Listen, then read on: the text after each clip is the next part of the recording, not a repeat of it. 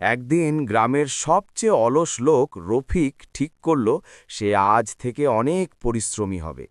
সকালে উঠে সে আয়নায় নিজের দিকে তাকিয়ে বলল, আজ থেকে আমি বদলে গেছি। তারপর আবার একটু ভেবে বলল, আগে এক কাপ চা খাই, তারপর শুরু করি।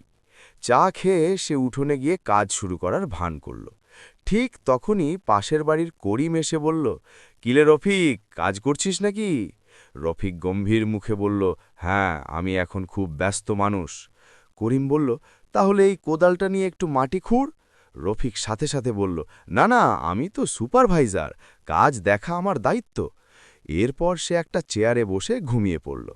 দুপুরে তার মা এসে বলল, এই যে এতক্ষণ কি করছিস? রফিক চোখ মুছে বলল, মা, আমি কাজের প্ল্যান করছি।